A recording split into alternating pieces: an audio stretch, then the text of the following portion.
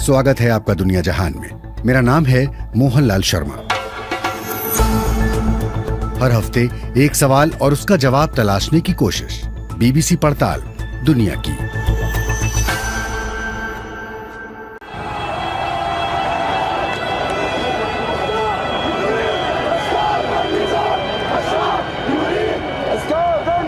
ये विरोध प्रदर्शन शुरू हुए थे लेबनान की राजधानी बेरूत के शहीद चौक में अक्टूबर 2019 में। तब भी हजारों प्रदर्शनकारियों को अंदाजा नहीं था कि आने वाले 3 सालों में देश का वित्तीय संकट कहीं अधिक गहरा हो जाएगा। वो तो सिर्फ इस आर्थिक संकट की शुरुआत थी, जो भ्रष्टाचार और आर्थिक कुप्रबंधन की वजह से दशकों से पनप रहा था। अब ये संकट इतना विकट हो गया है कि लेबनान की मुद्रा की कीमत 90% तक गिर चुकी है और महंगाई आसमान छू रही है। लेबनान की अधिकांश जनता इस भीषण गरीबी की चपेट में आ चुकी है। लेबनान में केवल अर्थव्यवस्था ही नहीं बल्कि राजनीतिक व्यवस्था भी चरमरा गई है। विभिन्न दलों के बीच गतिरोध के चलते वहां राष्ट्रपति तक नहीं चुना जा सका और सरकार किसी तरह एक कार्यवाहक राष्ट्रपति चला रही है। तो इस हफ्ते दुनिया जहान में पड़ताल इस बात की कि लेबनान क्यों तिनके की घरौंदों की तरह बिखर रहा है। पार्ट 1, ताश के पत्तों का घर।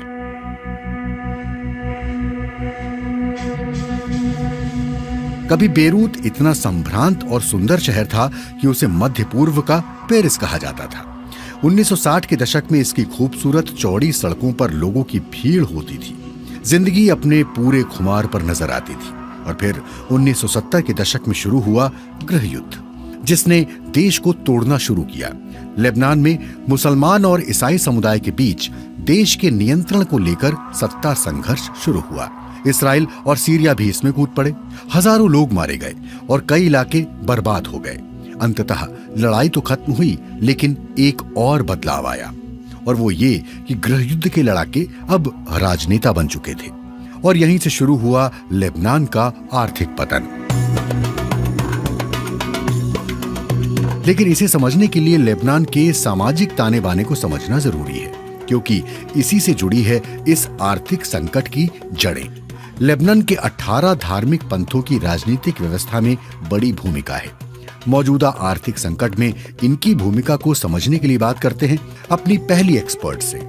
My name is Carmen Jeha. I'm a political scientist and I'm a senior researcher in migration. मेरा नाम कार्मेन जेहा है।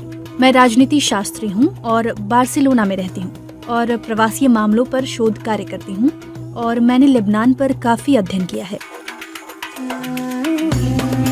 कार्मेन जेहा उन कई लोगों में से हैं जो हाल में लेबनान छोड़कर बाहर चले गए। उन्हें लेबनान से मोहब्बत तो है, लेकिन उसका पतन होते देखना बहुत कठिन था।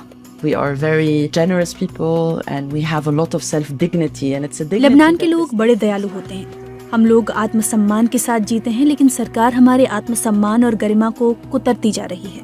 हम लोग महत्वाकांक्षी हैं, लेकिन यह समय बहुत मुश्किल है। गृह युद्ध की समाप्ति के बाद लेबनान के बड़े राजनीतिक पद अलग अलग धार्मिक गुटों में बांट दिए गए। राष्ट्रपति पद ईसाई समुदाय को मिला, संसद का अध्यक्ष पद शिया मुस्लिम गुट को और एक सुन्नी मुसलमान को प्रधानमंत्री का पद मिला। इसका मकसद विभिन्न धार्मिक गुटों को मिलाकर सत्ता संभालने का अवसर देना और शांति सुनिश्चित करके किसी गृह युद्ध को टालना था। For me as somebody who studies contemporary Lebanon and who's also Lebanese. मैंने गृह युद्ध के बाद पनपी व्यवस्था को करीब से देखा और उसका अध्ययन किया है। मेरे लिए यह व्यवस्था बड़ी चिंताजनक है। गृह युद्ध में 1 लाख से ज्यादा लोग मारे गए और 17,000 से ज्यादा लापता हो गए, और किसी को इसके लिए जिम्मेदार नहीं ठहराया गया। और गृह युद्ध के लड़ाके सूट पहनकर राजनेता बन गए और आपस में मंत्रालय और सार्वजनिक संसाधन बांट लिए। दोबारा गृह युद्ध तो नहीं छिड़ा, इस मायने में ये व्यवस्था कामयाब रही, लेकिन राजनीतिक व्यवस्था में भ्रष्टाचार फैल गया और वो ठप हो गई। Our election system is rigged. The major party. हमारी चुनावी व्यवस्था लोकतांत्रिक नहीं है। जो लोग चुनाव लड़ते हैं उनकी पार्टी में चुनाव नहीं होता। यह ऐसी सरकार है जिसके मंत्री सरकारी ठेके और टेलीकॉम लाइसेंस, जमीन और समुद्री होटल और रिजॉर्ट अपने जानने वाले या समर्थकों में बांट देते हैं। यह बहुत दुखद है और स्पष्ट भी। अक्टूबर 2019 के क्रांतिकारी प्रदर्शनों के तुरंत बाद ही कोरोना महामारी फैल गई। पहले से खस्ता हाल अर्थव्यवस्था और भी गहरे संकट में डूब गई और फिर अगस्त 2020 में लेबनान में घटी एक और भीषण त्रासदी।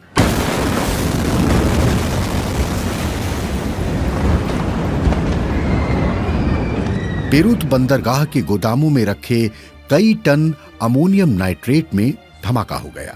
ये दुनिया का एक सबसे बड़ा गैर परमाणु धमाका था, जिसमें 200 से ज्यादा लोग मारे गए, हजारों घायल हुए। When the city was in rubbles, when people were really on their knees. शहर तहस नहस हो गया, लोग अपने घुटनों पर आ गए। कोविड का प्रकोप था और फिर भी राजनेता 13 महीनों तक सरकार स्थापित करने में नाकामयाब रहे।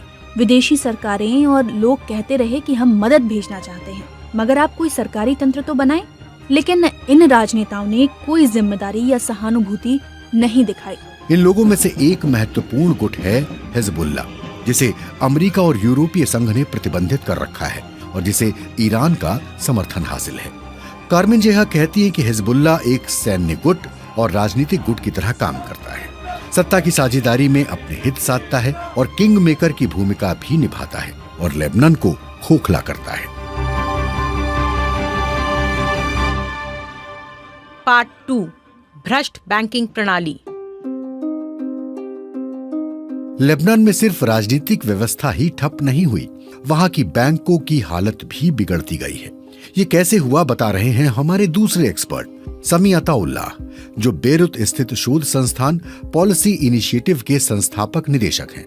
वो कहते हैं कि पिछले 1-2 सालों में लेबनान में महंगाई दर आसमान छूने लगी है। इससे पता चलता है कि लेबनान की जनता के लिए ये अभूतपूर्व संकट है। वो इस संकट में बैंकों की भूमिका की ओर भी इशारा करते हैं। आमतौर पर बैंक विविध परियोजनाओं और फंड में निवेश करते हैं, लेकिन यहाँ बैंकों ने अपना लगभग 70% धन सरकारी फंड और परियोजनाओं में लगा दिया। यानी उन्होंने अपने को भारी जोखिम स्थिति में डाल दिया और जब सरकार आर्थिक संकट में घिरी तो ये बैंक भी उसकी चपेट में आ गए।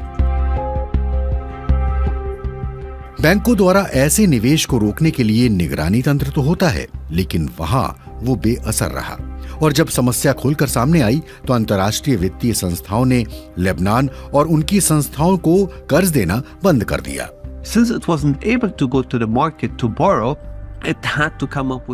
जब अंतर्राष्ट्रीय बाजार से पैसे मिलने बंद हुए तो इन बैंकों ने अपने ग्राहकों द्वारा डिपॉजिट धन बुरे सरकारी निवेश के लिए केंद्रीय बैंक को देना शुरू कर दिया। इस तरह ब्याज के जरिए मुनाफा कमाने के लिए जानते बूझते उन्होंने जनता की जमा पूंजी सरकार को थमा दी। अधिकांश देशों में एक ही विदेशी विनिमय दर होती है, लेकिन लेबनान में कई दरें चल रही हैं। आखिर उसका असर क्या पड़ता है? अनेक विनिमय दर का मतलब होता है कि अलग अलग उद्योगों के लिए अलग अलग विनिमय दर। मिसाल के तौर पर किसी के लिए सस्ती तो किसी के लिए महंगी। ये एक तरह से कुछ उद्योगों को रियायत देना और बाकी जनता पर अतिरिक्त कर लगाने जैसा है। लेबनान में 4 से 5 मुद्रा विनिमय दर लागू हैं। लेबनान को कर्ज देने के लिए अंतर्राष्ट्रीय मुद्रा कोष ने एक शर्त ये रखी है कि पहले वो एक विनिमय दर लागू करें, साथ ही अर्थव्यवस्था में कुछ और सुधार लाएं।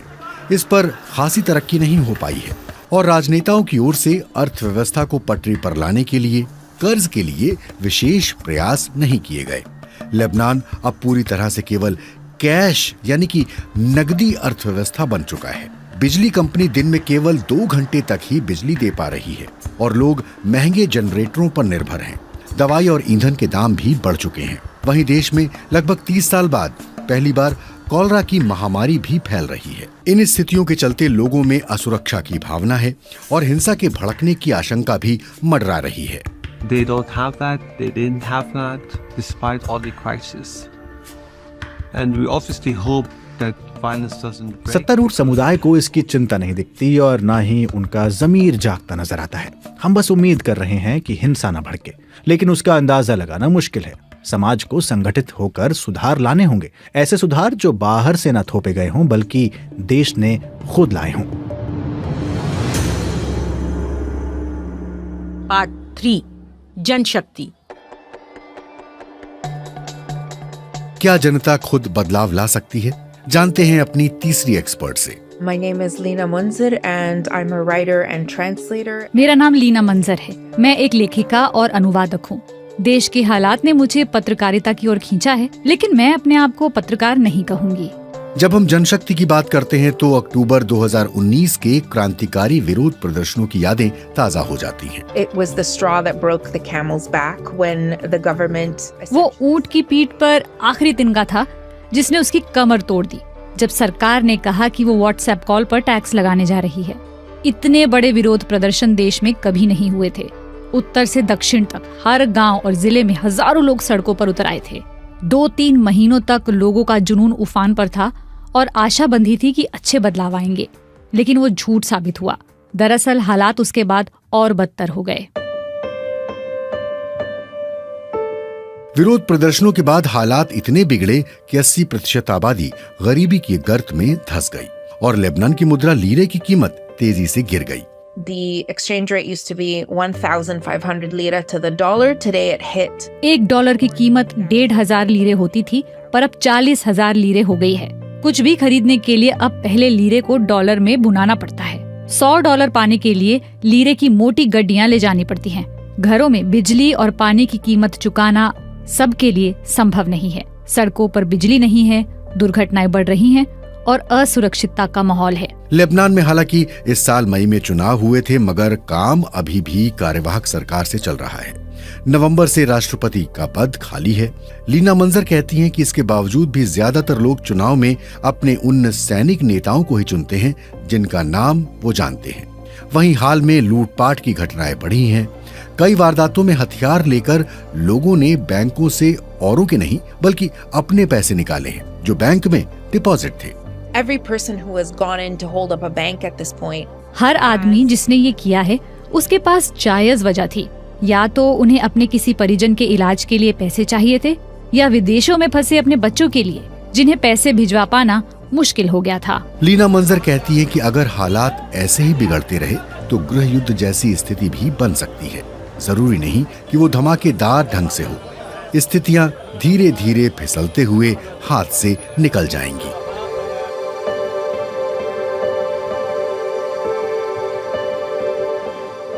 पार्ट 4, डूबना है या उबरना है। लेकिन क्या किसी तरह लेबनान को इस संकट में टूटकर बिखरने से पहले संभाला जा सकता है? आइए समझते हैं अपनी अगली एक्सपर्ट से। I'm Renda Slim. I am director of the. मैं रेंडा स्लीम हूँ, मध्य पूर्व संस्थान के निदेशक हूँ और जॉन हॉपकिंस संस्थान में वरिष्ठ शोधकर्ता हूँ। हमने शुरुआत में बात की कि अंतर्राष्ट्रीय मुद्रा कोष लेबनान को इस शर्त पर कर्ज देने को तैयार है कि पहले वो आर्थिक सुधार कार्यक्रम अपनाए। There is this nexus in Lebanon between the political. Lebanon में राजनेताओं और उद्योगपतियों और बैंक चलाने वालों के बीच मिली भगत है। कई राजनेता बैंकों में शेयर धारक हैं, तो वो नहीं चाहते कि सुधारों की वजह से उनके निजी हितों को नुकसान पहुंचे, इसलिए वो उन्हें अपनाने से हाथ पीछे खींच रहे हैं। लेबनान में लोगों में जीवटता है, जिसके चलते वो संघर्ष करते आए हैं, लेकिन उनकी स्थिति और बिगड़ सकती है और संघर्ष कठिन हो सकता है। I'm of the opinion Lebanon is already a failed state, but when you talk to government officials. मेरा मानना है कि लेबनान एक विफल देश बन चुका है। कई सरकारी अधिकारियों को नहीं लगता अभी ऐसा हो चुका है, लेकिन जिस तरह की हिंसा हम देख रहे हैं, लेबनान की सेना मजहबी हिंसा को रोकने में संघर्ष करती दिख रही है। कई मोहल्लों में लोगों ने पुलिस के बिना सुरक्षा के लिए खुद ही इंतजाम करना शुरू कर दिया है। ये सब मुझे गृह युद्ध के दिनों जैसा लगता है।